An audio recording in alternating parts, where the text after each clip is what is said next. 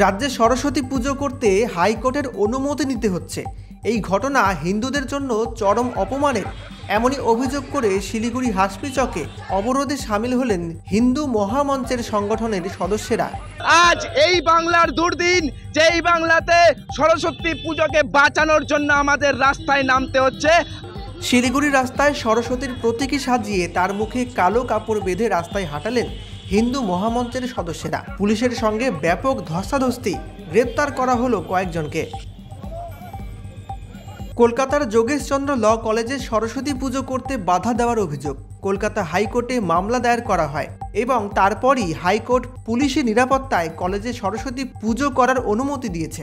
আর এই ঘটনার বিরুদ্ধেই প্রতিবাদে সরব হলেন বঙ্গীয় হিন্দু মহামঞ্চ। শিলিগুড়ির রাস্তায় সরস্বতীর প্রতীকী সাজিয়ে তার মুখে কালো কাপড় বেঁধে রাস্তায় হাঁটালেন হিন্দু মহামঞ্চের সদস্যরা।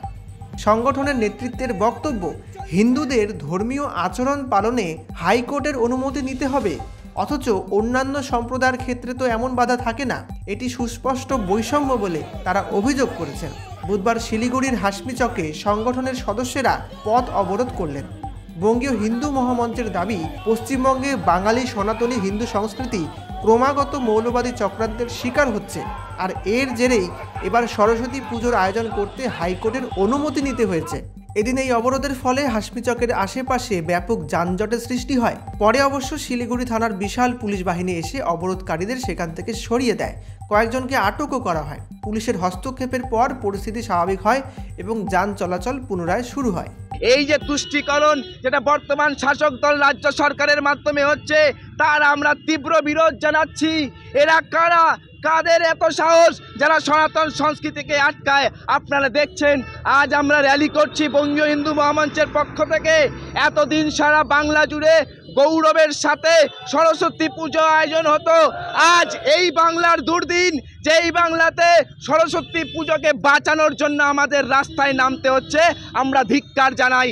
হিন্দুদের রাস্তায় আঘাত, একটা সরস্বতী পুজো হবে সেখানেও নাকি বাধা দিয়ে সিসিটিভি ফুটেজ লাগিয়ে বিসর্জনের সময় বড় বড় ক্যামেরা লাগিয়ে পুলিশ প্রশাসনের ঘেরা টোপে নাকি পুজো করতে হবে। তাই আজ সরস্বতী মায়ের হাতে আশীর্বাদ নয়, শৃঙ্খল বাধা।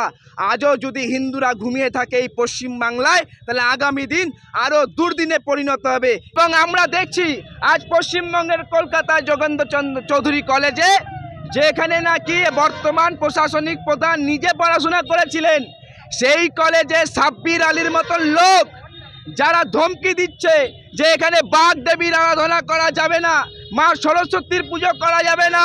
কেন করা যাবে না? না, এখানে যদি মা সরস্বতীর পুজো করতে হয়, অন্যান্য ধর্মাবলম্বীদেরও আচার বিচার করতে হবে।